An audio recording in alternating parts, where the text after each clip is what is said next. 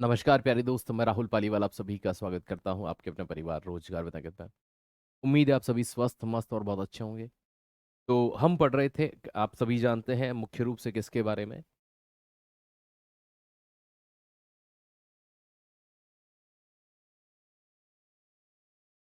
ऑक्सीकरण और अपचयन अभिक्रिया के बारे में। ठीक है, आज वो पार्ट कंप्लीट हो जाएगा और फिर नया पार्ट हम आज ही शुरू करेंगे, कैटलिस्ट वाला।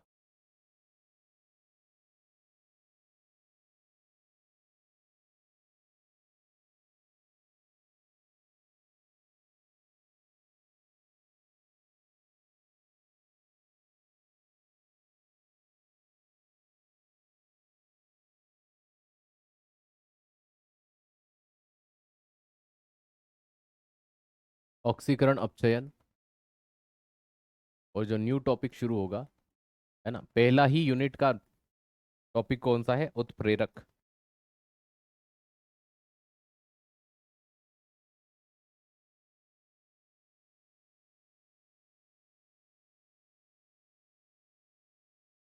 कैटलिस्ट।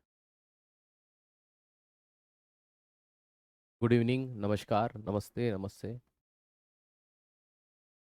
चलो, कैसे हैं आप सब?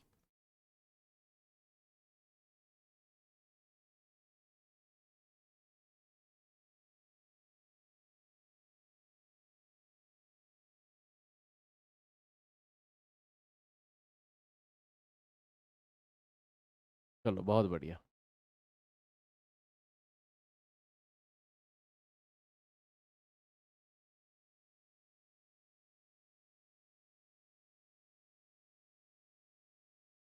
नमस्ते खम्मा खणी सा, खम्मा खणी। चलिए, पहले उसी को करते हैं। Question number 1। H2O में, शायद ये प्रश्न दिया था ना मैंने, H2O में ऑक्सीजन का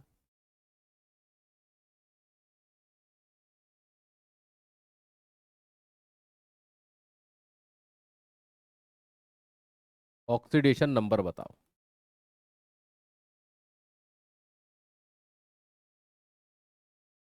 तो ये निकालने के लिए मैंने दिया था। अब आप सभी को मैंने हाइड्रोजन का कितना बताया था? कि सर एक बताया था। कितनी बार आया हाइड्रोजन के? सर दो बार आया। ऑक्सीजन का निकालना है तो प्लस का एक्स कर दीजिए बराबर जीरो। दो प्लस एक्स बराबर जीरो। ये प्लस का उधर जाएगा तो माइनस का, तो एक्स बराबर माइनस का दो। ठीक है, चलिए अगला करके बताइए।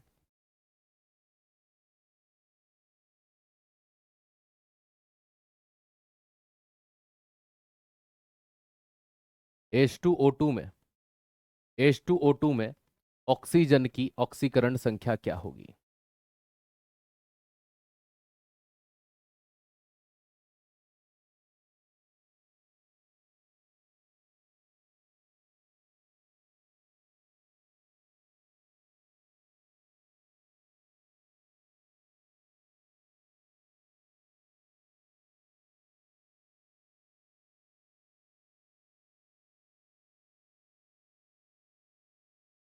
बताइए।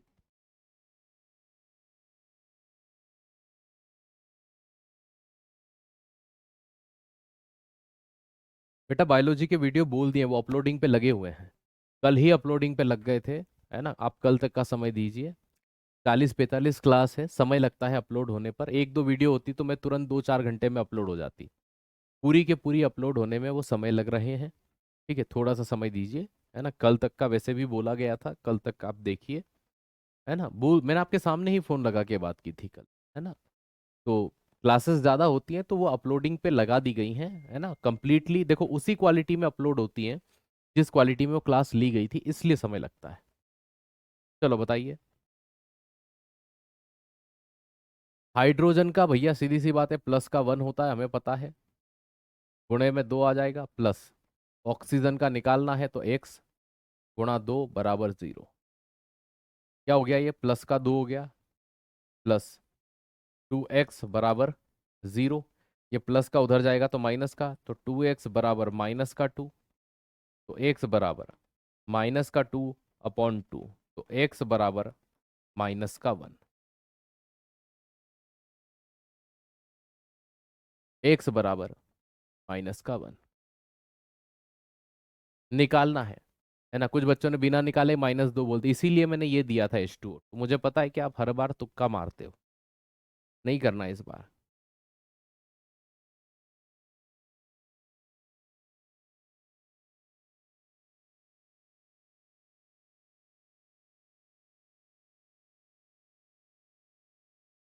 Very good.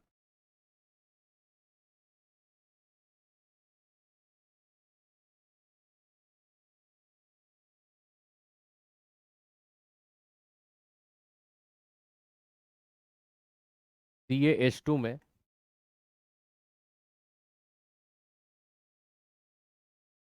हाइड्रोजन का ऑक्सीकरण संख्या क्या होगा? अब कैल्शियम का ऑक्सीडेशन नंबर हम कल आपको पढ़ाए हैं, करिए सॉल्व।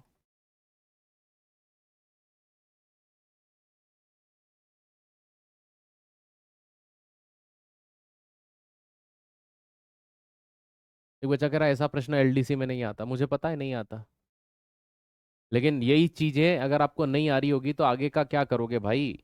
मुझे पता है उसमें स्टेटमेंट बेस्ड क्वेश्चन आते हैं, लेकिन बेस तो बनाना पड़ेगा ना आपका। तो क्या आता है?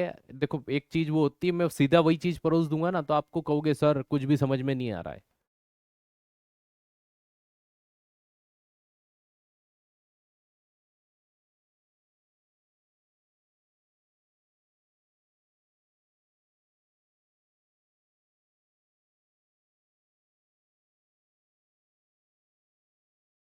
जी हाँ। चीजें छोटी भले होती है लेकिन सीखने का प्रयास किया करो।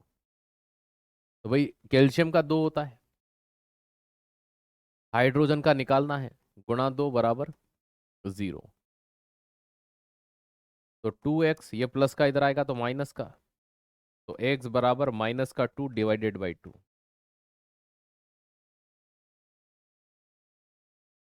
-1 इज द राइट आंसर। ठीक है, सिंपल सा फंडा था, चीजें समझ में आई होगी आपको। चलिए, यहाँ तक चीजें समझ में आ गई, क्या नहीं आई? यहाँ तक चीजें समझ में आई कि नहीं आई? आ गई ना? वेलोसिटी और ऑक्सीडेशन नंबर सेम होते हैं? नहीं, जरूरी नहीं है। वेलोसिटी आपकी जो होगी उसके बेसिस पर इलेक्ट्रॉन लेने वाला और देने वाला डिपेंडेंसी करता है कि आपको हमेशा अगर ऑक्सीडेशन नंबर निकालना है तो आपको ये मेथड फॉलो करनी होगी। वैलेंसी से हर बार नहीं निकाल सकते हो आप। ठीक है, जैसे कि ये वाले में देखिए, इस वाले में हमने पूछा ऑक्सीजन की, तो ऑक्सीजन की नॉर्मल वैलेंसी तो -2 होती है, तो ऑक्सीडेशन नंबर -2 होना चाहिए, लेकिन यहाँ तो -1 आंसर आया ना। ये चीजें होती हैं। क्या इसमें अब आप में जो भी आपका डाउट है आप डाउट लिखिए, मैं उसको क्लियर कर दूंगा। ऑक्सीडेशन रिडक्शन में अगर आपका कोई डाउट है आप लिखिए, उसको मैं क्लियर कर दूंगा। अदरवाइज ये वाला टॉपिक हमारा यहाँ पर कंप्लीट होता है ना। इसके प्रश्न जो होंगे वो मैं आपको करवाऊंगा, है ना। चलिए, -2 होगा ना। कैल्शियम भैया मैंने आपको चार्ट देखो, क्षारीय मृदा धातुओं का, बेटा मांगे कार वाले में, है ना। 2 इलेक्ट्रॉन डोनेट करता है और धातुएं इलेक्ट्रॉन दान करती है, इसलिए उन पर पॉजिटिव चार्ज ही होगा। पहली चीज तो ये आप हमेशा ध्यान रखना, कैल्शियम मेटल है तो मेटल के ऊपर पॉजिटिव चार्ज होना तय है। चलिए, और कुछ, और कुछ पूछना है?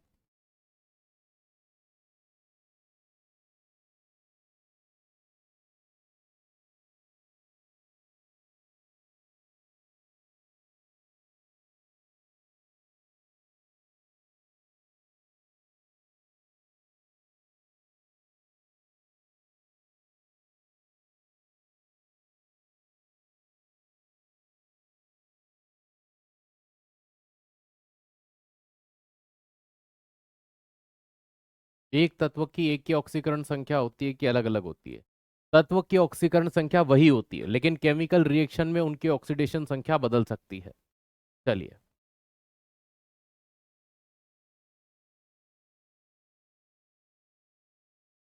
ऑक्सीडेशन और डेडिकेशन, और मतलब रिडक्शन बोलना चाह रहे हो।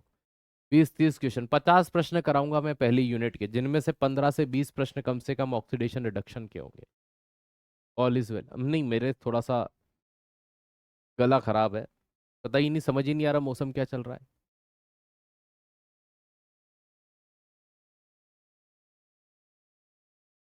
ठीक है, पहले नहीं आया था पर बाद में दूसरी बार क्लास देखी तो सब क्लियर हो गया, चलो बहुत अच्छी बात है। ठीक है, यही एक स्टूडेंट जीवन में होना भी चाहिए।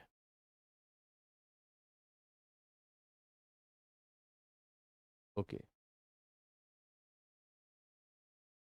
एलडीसी के हर टॉपिक के प्रीवियस ईयर क्वेश्चन कराओगे? देखा बेटा बच्चे, आप पीवाईक्यू की डिमांड कर रहे हैं, आपके पेपर ही 2 बार हुए हैं, तो 2 बार के पेपर में कितने ही प्रश्न निकाल लाऊंगा? ऑलरेडी वो तो मैंने जब एक क्लास यूट्यूब पे कराई थी तो 15-20 प्रश्न अभी 2022 के आसपास में जो हुई थी उसके तो करा दिए।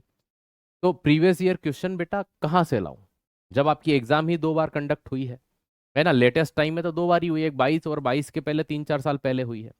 तो जब एग्जाम ही 2 बार कंडक्ट हुई है तो मैं प्रश्न कहाँ से लाऊं भाई? यहाँ पे 2 पेपर मान लो तो 20 प्रश्न यहाँ के और 20 प्रश्न यहाँ के, 40 प्रश्न है पूरे सिलेबस में से, है ना? तो आप पीवाईक्यू पीवाईक्यू डेली पूछते हो तो कम से कम आपको मैं नॉलेजेबल करवा दूं कि लेटेस्ट पैटर्न पे तो सिर्फ एक ही एग्जाम हुआ है 22-23 में आपका। तो प्रीवियस ईयर क्वेश्चन नहीं, वो मेरे बनाए हुए या है ना उनसे प्रीवियस ईयर क्वेश्चन से मिलते जुलते प्रश्नों का मैं लेवल लेकर के आऊंगा, है ना? मैं आपको क्लियरली ये बोल दूं कि वो प्रीवियस ईयर है तो कहाँ से लाऊंगा? है ही नहीं तो पहली भी चीज ला ही नहीं सकते, है ना? तो एलडीसी का प्रीवियस ईयर क्वेश्चन तो वो होगा ही नहीं, है ना, पहली चीज। दूसरी बात, है ना, वो उस पैटर्न पर बनाए जाएंगे जो आपका पेपर में आता है ना? तो मैं आपको ये क्लियर बता देता हूँ, है ना, कभी आपके माइंड में ये आ रहा हो। चलिए, अब हमारा जो सिलेबस है उस सिलेबस में पहला जो पार्ट था उसमें 3 चीजें दी गई थी: भौतिक रासायनिक परिवर्तन, ऑक्सीडेशन रिडक्शन, और एक उत्प्रेरक, कैटेलिस्ट। तो इस पहले टॉपिक में अब हम तीसरा पार्ट पढ़ने जा रहे हैं जिसे हम क्या कहते हैं? कैटेलिस्ट कहते हैं। चलिए भैया,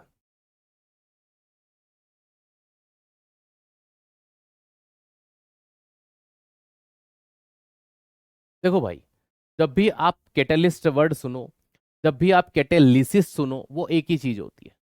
कभी आपके माइंड में आ जाए नहीं सर ये अलग होते हैं, कैटेलिसिस अलग होता है, वही चीज है। ठीक है, तो मैं यहां पर अगर इस उत्प्रेरक को कैटेलिसिस भी लिख दूं तो कंफ्यूज नहीं होना, वही चीज है। सर ये कैटेलिस्ट क्या होते हैं? बड़ा सिंपल सा फंडा है, कैटेलिस्ट क्या चीज होती है?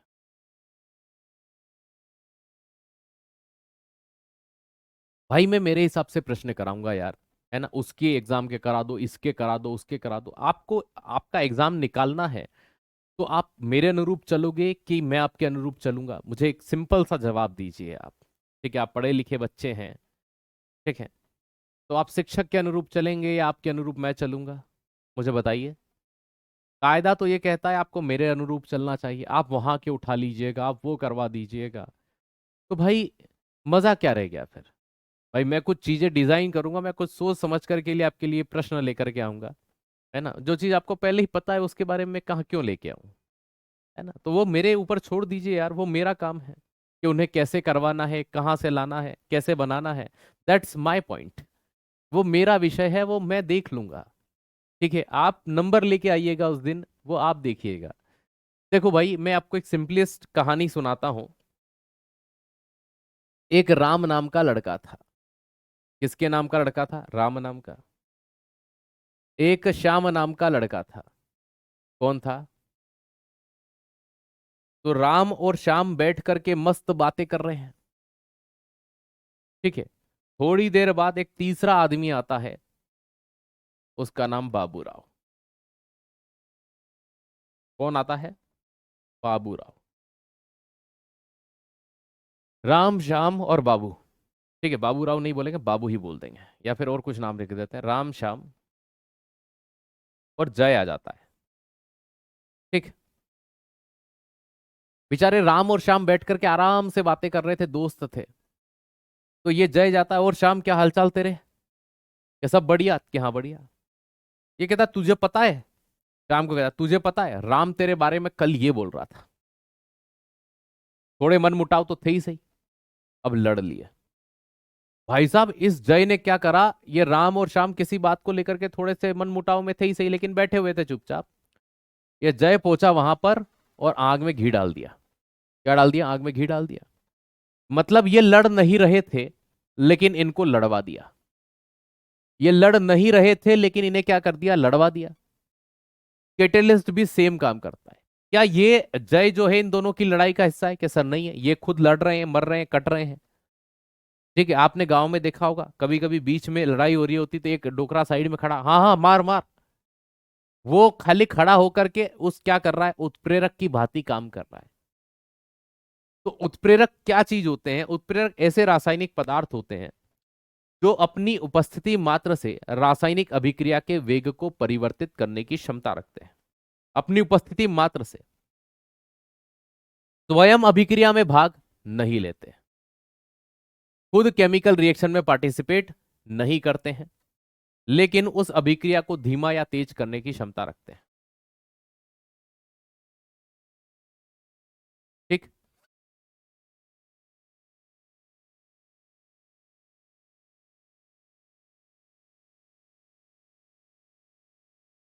तो उत्प्रेरक, ठीक है, चलिए पढ़े इसके बारे में।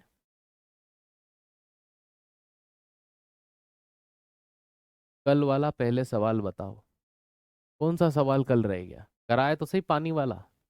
और कौन सा दे दिया था, कार्बन डाइऑक्साइड दे दिया था क्या। अब कार्बन का कितना होता है भाई, सिंपल सी बात है, किसका पूछा था, ऑक्सीजन पूछा, क्या पूछा, निकाल लो, आपको निकालना आना चाहिए अब तो। किसका पूछा मुझे नहीं पता, और मेरा बोर्ड का काम आज हुआ था, तो पूरा बोर्ड चेंज हो गया है, तो इसमें पीडीएफ भी नहीं है, पुरानी कुछ भी नहीं है, बोर्ड खाली है पूरा। ठीक है, नहीं तो मैं पीडीएफ लगा ही लेता वो वाली। चलो।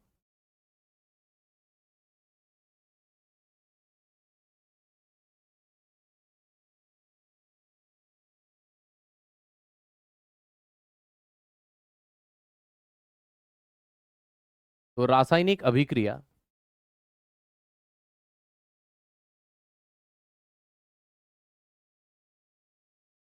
का जो वेग होता है, तो वेग को परिवर्तित कर सकता है।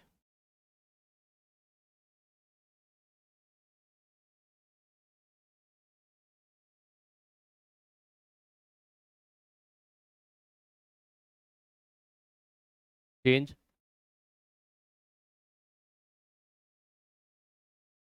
Velocity of chemical reaction. तो उत्प्रेरक किसी भी रासायनिक अभिक्रिया की क्या कर सकते हैं प्यारे दोस्त, वेग में परिवर्तन कर सकते हैं, लेकिन स्वयं अभिक्रिया में भाग नहीं लेते।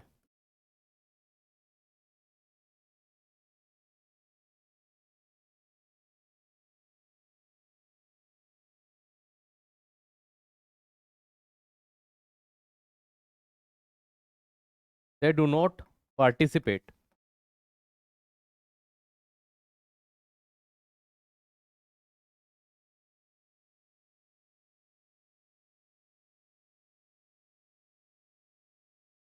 इन केमिकल रिएक्शन।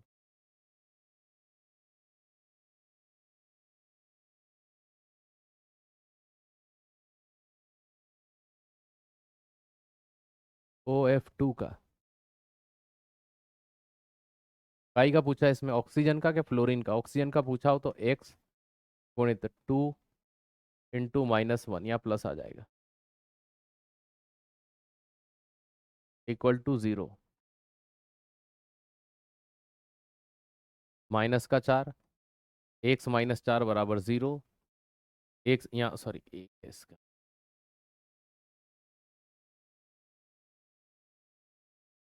x-2 बराबर 0, तो x बराबर 2। ठीक, अगर आपसे ऑक्सीजन का पूछा है तो, और OF2 में यदि फ्लोरीन का पूछा है तो -2 ठीक है, प्लस एक्स गुणित 2 बराबर 0। 2x बराबर माइनस का उधर जाएगा तो प्लस का, तो x बराबर 2/2, 2 से 2 गया, खत्म। वही तो प्रोसेस है जितनों में किया है अभी तक। ठीक है, तो स्वयं अभिक्रिया में भाग नहीं लेता, मतलब यह रासायनिक अभिक्रिया में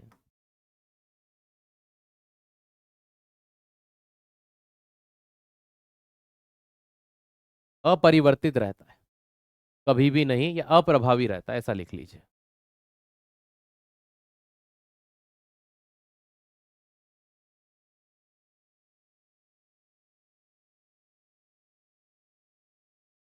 इन केमिकल रिएक्शन, ठीक है, इन केमिकल रिएक्शन, किसी भी रासायनिक अभिक्रिया के अंदर ये कभी भी अपने खुद की, ठीक है, गुणों में परिवर्तन नहीं करेगा।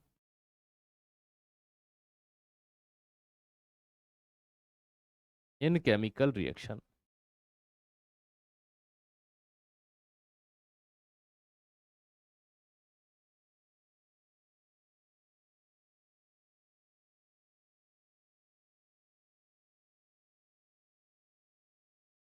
कैटलिस्ट विल बी,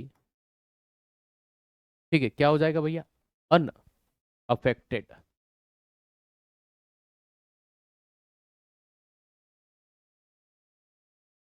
मेरी थोड़ा सा सांस लेने में कठिनाई हो रही है ना। आप सोच रहे होंगे सर की आवाज़ आज उठ पटांग आ रही होगी, तो या धीमी आ रही होगी, या मैं कुछ लिखने के बाद फिर सोच रहा हूँ, ऐसा लग रहा होगा, लेकिन ऐसा नहीं है। थोड़ी सी सांस लेके बोल रहा हूँ क्योंकि तेजी से बोलने जाऊंगा तो फिर, ठीक है। चलिए भैया, तो उत्प्रेरक वे होते हैं जो रासायनिक अभिक्रिया का वेग बदल सकते हैं, खुद उसमें पार्टिसिपेट कभी भी उसका, देखो सिर्फ ये वहां रहेंगे तो अभिक्रिया धीमी या तेज या उसका वेग बदलने की ताकत रखते हैं। कैटेलिस्ट जो होते हैं ये कभी भी केमिकल रिएक्शन में खुद नहीं बदलते। जैसे कि दो व्यक्ति लड़ रहे थे, तीसरे ने उनको लड़वा दिया, लेकिन वो खुद लड़ रहा था, तीसरा नहीं लड़ रहा था। सेम चीज यहाँ पर हुई, है ना। ये कैटेलिस्ट होते हैं, ये उत्प्रेरक होते हैं, है ना। मेरी क्लासेस आपकी मंडे से फ्राइडे ही होगी, ठीक है, सिर्फ मेरी बता रहा हूँ, बाकी सबकी आपकी जो क्लास होगी शिक्षक गण की वो मंडे टू सैटरडे होगी, मेरी मंडे टू फ्राइडे होगी, है ना। क्योंकि थोड़ा सा, है ना, हम लोग एक कैंपेन चलाते हैं, उसके लिए मुझे सैटरडे सैटरडे जाना पड़ता है, तो इसलिए, है ना, अगर उस दिन मैं कहीं नहीं गया तो ऑब्वियसली बात है आपकी क्लास होगी, लेकिन अगर उस कैंपेन के लिए मुझे जाना होगा तो नहीं होगी। लेकिन सर सिलेबस पे कोई प्रभाव तो नहीं पड़ेगा, आपका सिलेबस आप 15 तारीख दी है, 15 के पहले पहले ही हो जाएगी, ठीक है ना। तो मई के 15 मई के पहले पहले मैं आपका सिलेबस करवा दूंगा।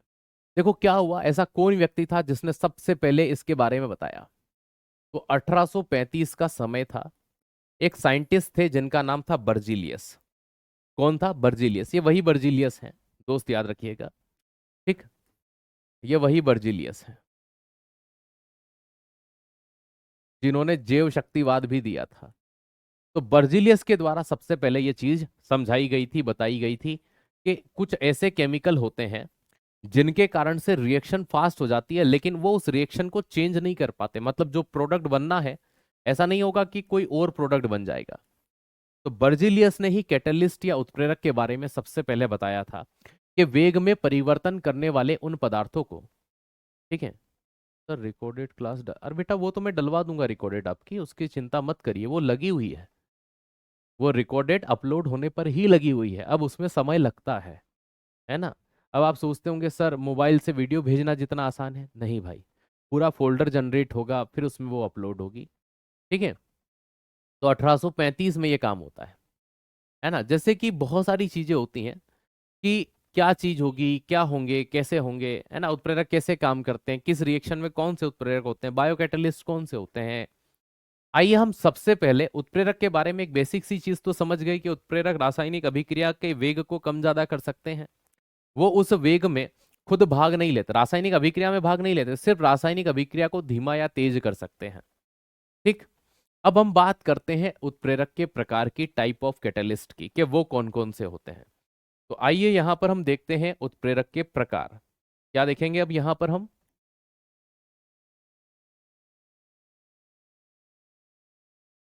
उत्प्रेरकों के प्रकार के बारे में देखेंगे, और कैटलिस्ट कितने टाइप के होते हैं इस बारे में जानेंगे इनके प्रकार को देख करके।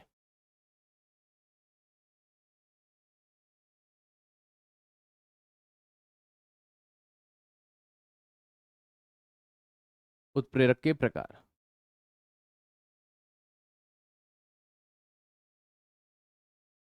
जो कैटलिस्ट होते हैं उन कैटलिस्ट के कौन कौन से टाइप हैं, ठीक है। तो आइए शुरुआत करते हैं कैटलिस्ट के प्रकारों को जानने की। तो वैसे देखा जाए तो कैटलिस्ट अपने काम के आधार पर प्रकारों में बटे हुए हैं। मुख्य रूप से सबसे पहले प्रकार की बात करें तो जो प्रकार सामने आता है वो आता है धनात्मक, है ना। तो भैया कैटलिस्ट के निम्न प्रकार हैं। निम्न प्रकार में सबसे पहला प्रकार जो आता है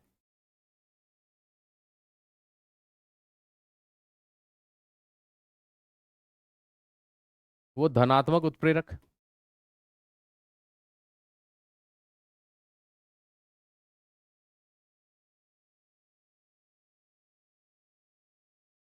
पॉजिटिव कैटलिस्ट का आता है।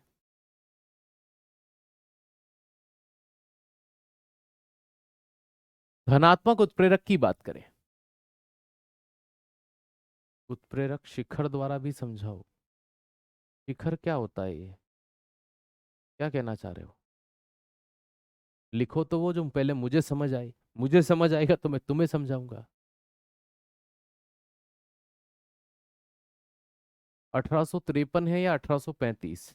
पुरानी किताबें हैं उनमें 1800 क्या लिखा हुआ है, 53 लिखा हुआ है, लेकिन रियलिटी में 1835 होता है, 35 होता है, 35। अगर आपके पास है ना 2019 के पुरानी किताबें हैं तो देन वहां पर लिखा होगा। शिखर क्या होता है हमें बताओ। ग्राफ? अरे बेटा पहले टाइप तो पढ़ो। ग्राफ सब पढ़ाऊंगा, मैंने अभी कहाँ कहा कैटलिस्ट खत्म हो गया। आपकी सबसे बड़ी समस्या है कि मेरे को पढ़ाई को एक स्लाइड भी नहीं हुई और आपने कह दिया ये पढ़ाओ। आपको मैं क्या कह रहा हूँ कि पहले मुझे तो पढ़ा लेने दो यार, उसके बाद कमी पेशी रह जाए तो कहना, हम बता देंगे उसको भी। है, मैंने पढ़ाना शुरू ही नहीं करा, टॉपिक का मांडा ही नहीं मांडा है, टॉपिक के बारे में कुछ पढ़ा ही नहीं है, ये कराओ वो, है ना। अब आप एक चीज हमेशा ध्यान रखेंगे, क्या ध्यान रखेंगे, जब तक मेरा टॉपिक कंप्लीट नहीं हो जाए, इसमें ये नहीं हुआ वो नहीं हुआ, आप 50 बार भी पूछोगे तो मैं हैंड टू हैंड उस समय उस चीज को तो नहीं करवाऊंगा, ठीक है। एनसीईआरटी में 1853 है, ऐसा कब से हो गया भाई? एनसीईआरटी कौन सा चैप्टर एनसीईआरटी का मुझे बताइए।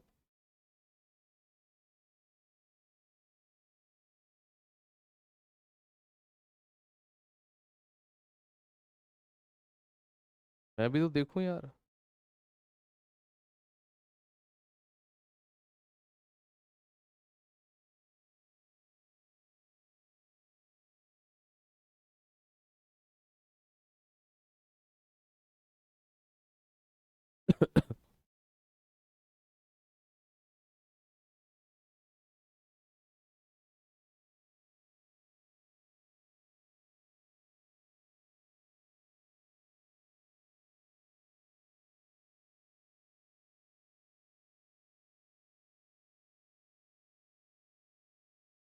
टॉपिक का नाम बताना बेटा। एनसीईआरटी की बुक खोलता हूँ मैं, कौन सा टॉपिक है?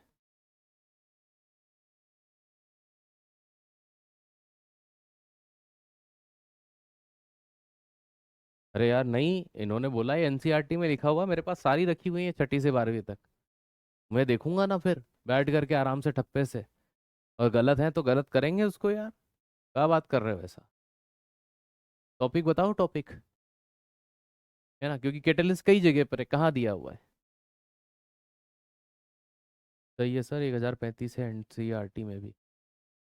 सही है सर, 1035 ही होगा। अरे मुझे तो वही पता है और मैंने तो वही पढ़ा है।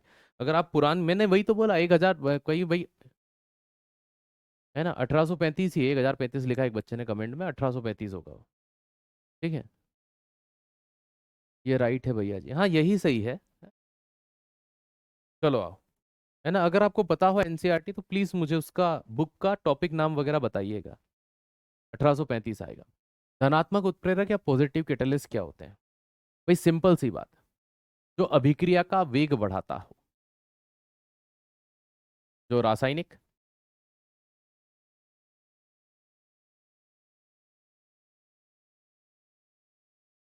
अभिक्रिया का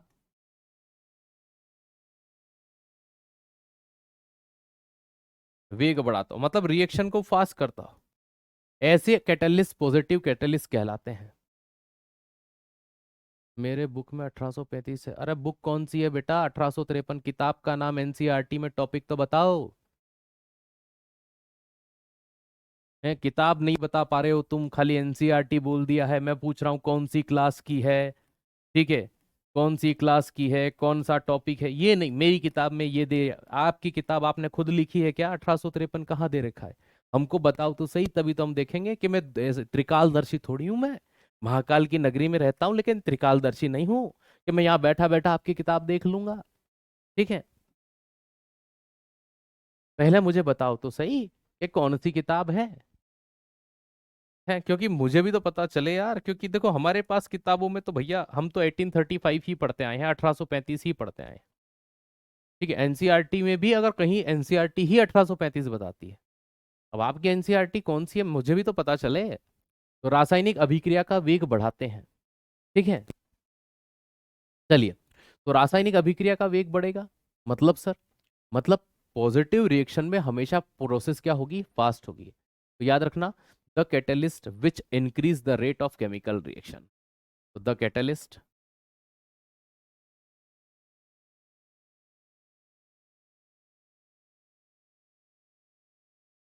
द कैटलिस्ट याद रखिएगा, इन विच मत करो, सीधा लिख दो विच। विच,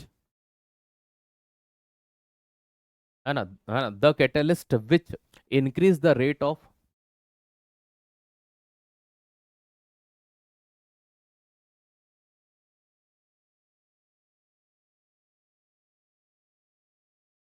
ठीक है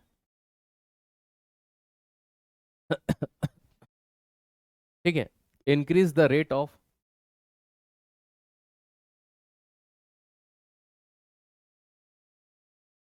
केमिकल रिएक्शन।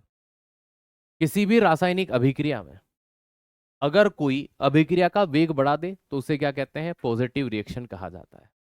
ठीक है, जैसे कि हाइड्रोजनीकरण प्रोसेस का नाम सुना होगा आपने। वो निकल जो होता है वो उसमें पॉजिटिव कैटलिस्ट होता है, वो उस प्रोसेस को क्या कर देता है? तेज कर देता है। तो हाइड्रोजनीकरण होता है। इसी तरह से नंबर दो की बात करते हैं। नंबर दो मतलब ऋणात्मक। तो ऋणात्मक उत्प्रेरक क्या होते हैं? क्या होते हैं ऋणात्मक उत्प्रेरक? क्या होते हैं?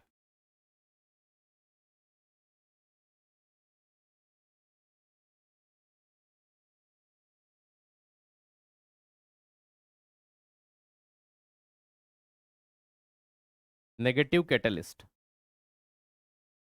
अब ऋणात्मक उत्प्रेरक की अगर हम आपसे बात करें तो नाम से ही स्पष्ट जा रहा है ये तो, कि अभिक्रिया की दर को जो घटा देगा वो ऋणात्मक उत्प्रेरक होगा। अभिक्रिया के वेग को कम करता है। क्या करता है? रासायनिक अभिक्रिया के वेग को घटाते हैं।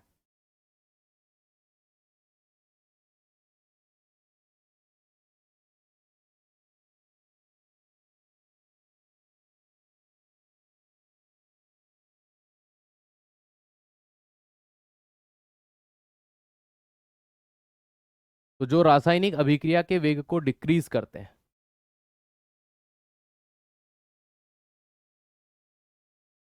ठीक है, क्या करते हैं?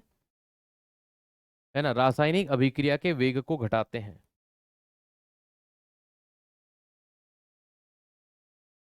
Decrease rate of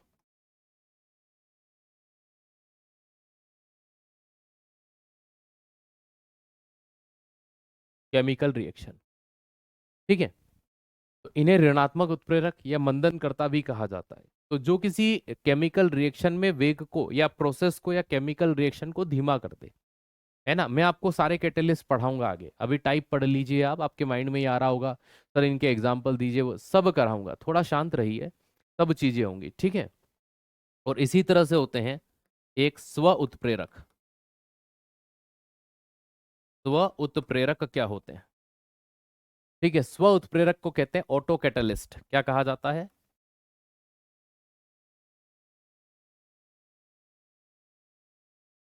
auto catalyst कहा जाता है। अब ऑटो कैटलिस्ट क्या चीज होती है भाई?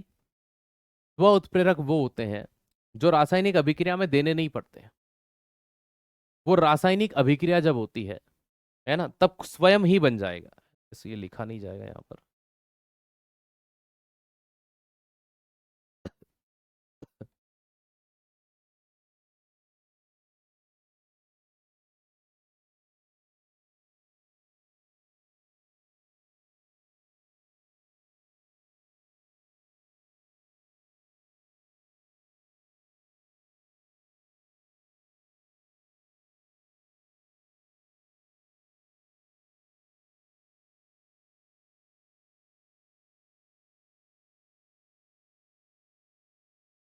देखो, हुआ क्या कि कोई केमिकल रिएक्शन हुई,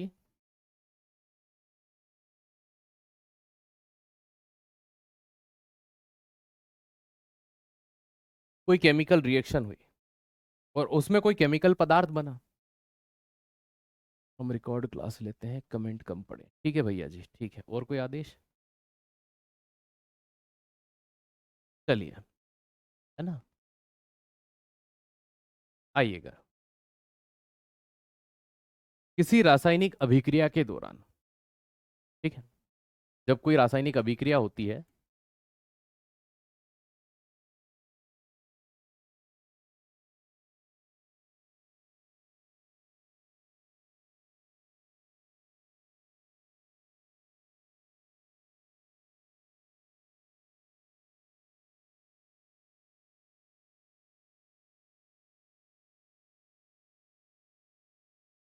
किसी रासायनिक अभिक्रिया के दौरान बना कोई उत्पाद,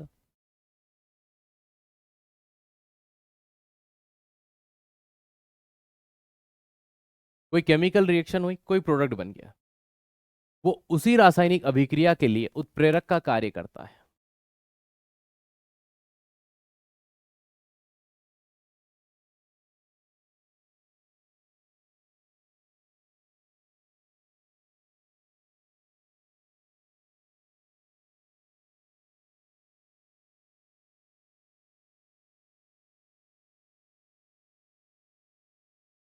तो ऐसे उत्प्रेरक जो होते हैं वो ऑटो कैटलिस्ट खुद ब खुद उस रिएक्शन ने ही जनरेट कर लिया, ठीक है।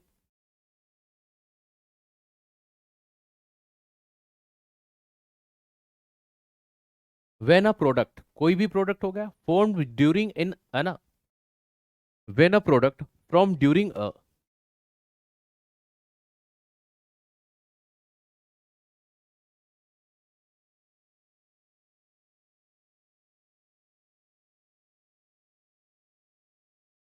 केमिकल रिएक्शन स्टार्ट एक्टिंग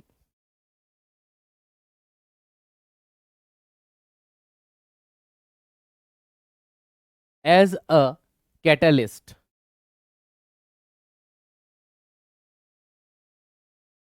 उसी अभिक्रिया में catalyst for the same chemical reaction.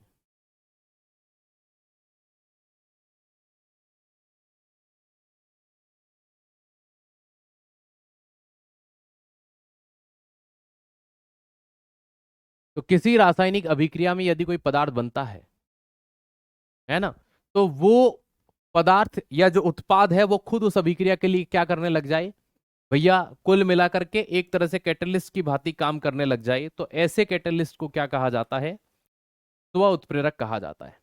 एक होता है प्रेरित उत्प्रेरक, इंड्यूस्ड कैटलिस्ट होते हैं। क्या होते हैं? Induced catalyst.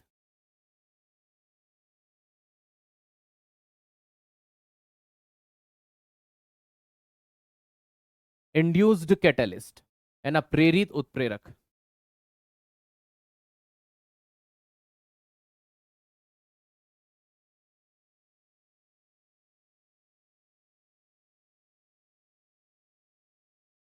प्रेरित उत्प्रेरक, जब रासायनिक अभिक्रिया का उत्पाद, किसी रासायनिक अभिक्रिया का कोई उत्पाद दूसरी रासायनिक अभिक्रिया के लिए, ये देखो इन दोनों में डिफरेंस ये होगा कि उसी केमिकल रिएक्शन में उसी का काम हो जाए।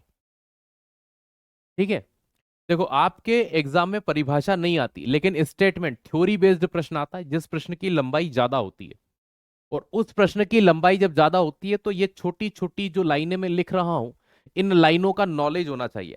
भाई क्या पता चलेगा आपको स्व उत्प्रेरक क्या है, ठीक है ना, या ये उत्प्रेरक क्या है, ये उत्प्रेरक, तो ये वही तो डिफरेंशिएशन बता रहा हूं कि भैया मैं अगली बार अगर वर्ड बोलूं स्व उत्प्रेरक है ये, तो आपके माइंड में आ जाना चाहिए कि इसी केमिकल रिएक्शन में ये बना है और इसी केमिकल रिएक्शन में ये कैटलिस्ट की तरह काम करता है। लेकिन अगर किसी और केमिकल रिएक्शन में, जब एक रासायनिक अभिक्रिया ना, याद रखना, जब एक रासायनिक अभिक्रिया का उत्पाद दूसरी रासायनिक अभिक्रिया के लिए उत्प्रेरक का काम करता है तो वो क्या होता है, प्रेरित उत्प्रेरक होता है। ठीक है, तो याद रखिएगा, जब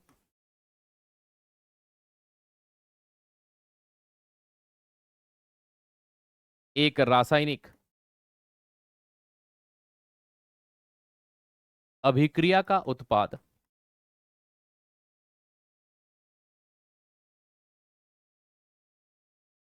दूसरी रासायनिक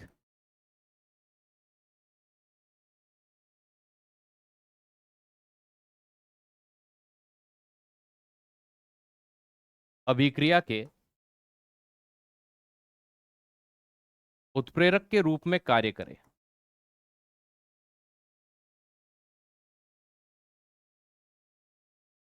तब ऐसी अभिक्रिया को हम कहते हैं, ठीक है, when the product of a chemical reaction, हाँ ठीक है, when a product of a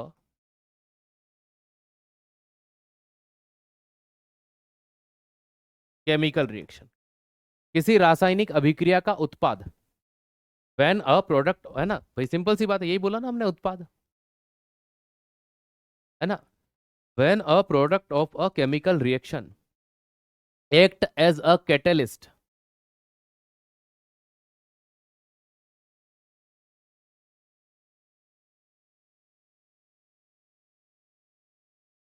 for the another chemical reaction, तो वो दूसरी रासायनिक अभिक्रिया के लिए, ठीक है, ये चीज ध्यान रखिएगा। तो ये चीज आप यहां पर देखते हैं, तो जब किसी केमिकल रिएक्शन में कोई पदार्थ बना, वो दूसरी केमिकल रिएक्शन के लिए कैटलिस्ट का यूज करे, तो ये होता है। अब आपके माइंड में एक चीज आ रही होगी, सर हमने तो ये पढ़े ही नहीं, हमने तो कैटलिस्ट के दो प्रकार पढ़े थे, एक था उसमें समांगी, एक था विषमांगी। मैं बात तो आपकी भी सही है, ठीक है, उत्प्रेरण के मुख्यतः दो प्रकार है, उत्प्रेरक के ये प्रकार है, उत्प्रेरण मतलब कैटेलिसिस, ठीक है, there are mainly two type of catalysis, मतलब जो अभिक्रिया हो रही है, एक होती है समांगी, एक होती है विषमांगी, ठीक है। क्या चीज होती है अभी हम देखेंगे कि उत्प्रेरक विष क्या होते हैं, कैटलिक कैटलिस्ट विष क्या होते हैं, क्या चीजें होती हैं। तो भाई सीधी सी बात है, समांगी मतलब होमोजिनस, विषमांगी मतलब हेट्रोजिनस। समांगी मतलब बिल्कुल समान हो उसके, विषमांगी मतलब उससे अलग हो, तो ये चीज हो जाती है। तो उत्प्रेरक के प्रकार तो हमने देखे, अब उत्प्रेरण की बारी आती है, उसी में एक वर्ड आता है उत्प्रेरक विष क्या होता है, कैटलिस्ट, कैटलिस्ट पॉइजन क्या होता है। तो कैटलिस्ट कैटेलिसिस पॉइजन का मतलब ये होता है कि रासायनिक अभिक्रिया में ऐसे पदार्थ जो उस प्रोसेस को क्या कर दे, है ना, या उत्प्रेरक जो होते हैं उनकी क्षमताओं को नष्ट करते हैं, उत्प्रेरक को बांध दे, वो उत्प्रेरक विष कहलाते हैं। आज मैं सिर्फ टर्म पढ़ा रहा हूं आपको, अभी मैंने एक भी नहीं बताया कि ये कैटलिस्ट वहां होता है या ये कैटलिस्ट वहां होता है, वो हम कल देखेंगे। आज की क्लास में सिर्फ डेफिनेशंस चल रही हैं, वर्ड्स चल रहे हैं कि ये होते क्या हैं, ठीक है। तो उत्प्रेरण मुख्यतः दो प्रकार का होता है। कैटालिसिस के कितने टाइप होते हैं, दो टाइप और होते हैं, नंबर, है ना, इसको ऐसे ही लिख लीजिए आप,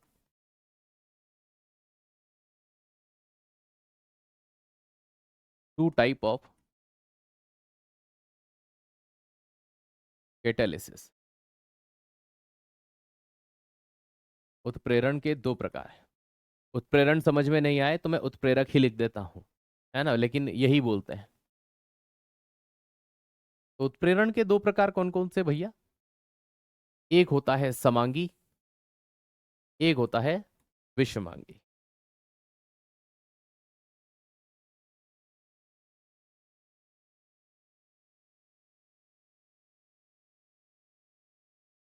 तो समांगी उत्प्रेरक और विषमांगी उत्प्रेरक।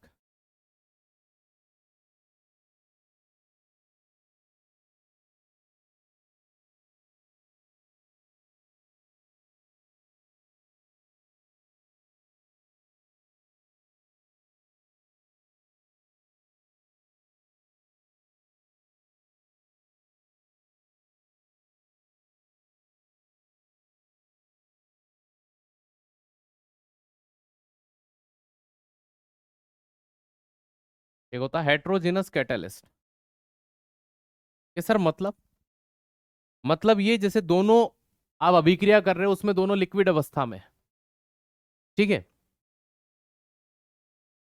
और कैटलिस्ट भी लिक्विड अवस्था में है, तो वो समांगी हो गए। अगर आपके रासायनिक अभिक्रिया में जो पदार्थ भाग ले रहे हैं मान लीजिए वो सॉलिड अवस्था में और आपका कैटलिस्ट लिक्विड अवस्था में, तो ये विषमांगी हो गया। मतलब कुल मिलाकर के वो जिस अभिक्रिया में भाग ले रहा है उसके समान होगा तो।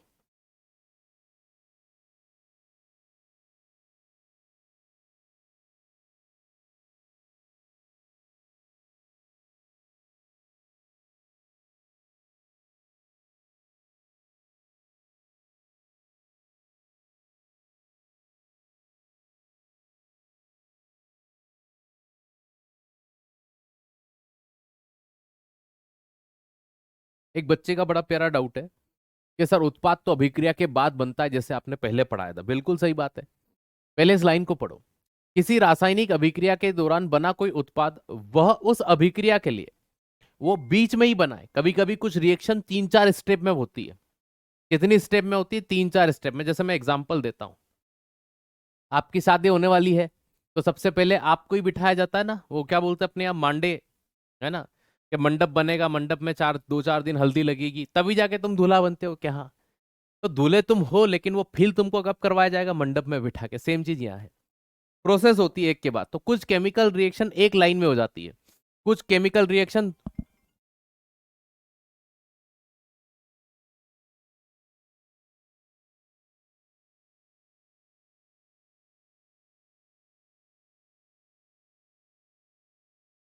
ठीक है, तो इस कारण से, है ना, वो आगे वाली उसी रिएक्शन का अगले पार्ट में कैटलिस्ट की तरह काम करता है, उसी में नहीं, अगले वाले पार्ट में, है ना। लेकिन वो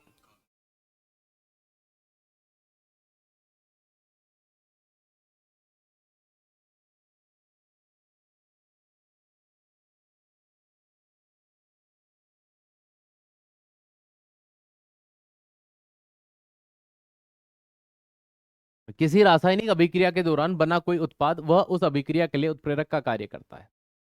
ठीक है, जब एक रासायनिक अभिक्रिया का उत्पाद दूसरी रासायनिक अभिक्रिया के लिए उत्प्रेरक के रूप में काम करे तो उसे प्रेरित उत्प्रेरक कहते हैं। और समांगी और विषमांगी हमने दो प्रकार पढ़े। आज के लिए यहीं तक। थैंक यू सो मच, है ना। धन्यवाद। जय हिंद, जय भारत। चलिए, है ना, एग्जाम्पल केमिकल वो भी देंगे लेकिन पहले उदाहरण भैया एक देखो, सिंपल सी बात है, मैं सब पढ़ाऊंगा, है ना। ये एग्जाम्पल दूसरे मत दिया करो, आपको समझाना है पहले। ठीक है, आप माना कि आप एलडीसी की तैयारी कर रहे हैं, आप बहुत ज्ञानी हैं, मुझसे भी कई ज्ञानी हैं, आप मुझे भी ज्ञान देने की क्षमताएं रखते हैं, लेकिन दोस्त यकीन मानिए, मुझ में इतना ज्ञान तो है कि मैं किसी चीज के बारे में पहले समझाऊंगा, उसके बाद ही किस केमिकल रिएक्शन में कौन कैसे, है ना, कैटलिस्ट की तरह काम कर रहा है वो बताऊंगा। मैंने आपको सीधा पढ़ा दिया कि बता, अमोनिया गैस बनाने की हैबर विधि में लोहा चूर्ण कैटलिस्ट की तरह यूज में लाया जाता है। सल्फ्यूरिक अम्ल बनाने की जो संपर्क विधि होती है उसमें प्लेटिनम चूर्ण यूज में लाया जाता है। मैं आपको बता दूंगा कि भाई क्लोरीन गैस के फॉर्मेशन की जो डिकन विधि होती है उसमें cupric chloride as a catalyst use में लाया जाता है। अमाशय में जब प्रोटीन जो होता है वो पेप्टाइड में अपघटित होता है तो pepsin enzyme as a catalyst में लाया जाता है। डाइस्टेज एंजाइम जो होता है वो भी एज अ कैटलिस्ट, ना, स्टार्च को जब तोड़ा जाता है तब यूज में लाया जाता है। मैं आपको बता दूंगा ट्रिप्सिन एंजाइम अमाशय के अंदर प्रोटीन को जब अमीनो एसिड में तोड़ता है तब जाकर के उसे एज अ कैटलिस्ट यूज में लाया जाता है। मैं बता दूंगा इन्वर्टेज एंजाइम गन्ने के शर्करा को जब ग्लूकोज में तोड़ा जाता है तब एज अ कैटलिस्ट यूज में लाया जाता है ना भाई। 50 एग्जाम्पल मुझे भी पता है, लेकिन कब क्या देना है ये भी मुझे पता होता है। ठीक है, तो मैं आपसे बस ये कह रहा हूं कि एक बार वो वर्ड समझ लो कि भैया मैं आपको आगे चल करके मैं ये बोलूं कि भाई साहब ये समांगी कैटलिस्ट है या विषमांगी कैटलिस्ट है, ये वाला कैटलिस्ट है है ना, ये स्व उत्प्रेरक कैटेलिस्ट है, तो बाद में आप वही प्रश्न मुझसे वहां ना करो, इसलिए मैं आपको वो चीजें बता रहा हूँ प्यारे। ठीक है, तो मुझे पता है कब कहाँ कौन सा एग्जाम्पल देना है। उम्मीद करता हूँ ये क्लास आपको अच्छी लगी होगी। मुलाकात करते हैं कल, तब तक के लिए स्वस्थ रहिए, मस्त रहिए। जय हिंद, जय भारत।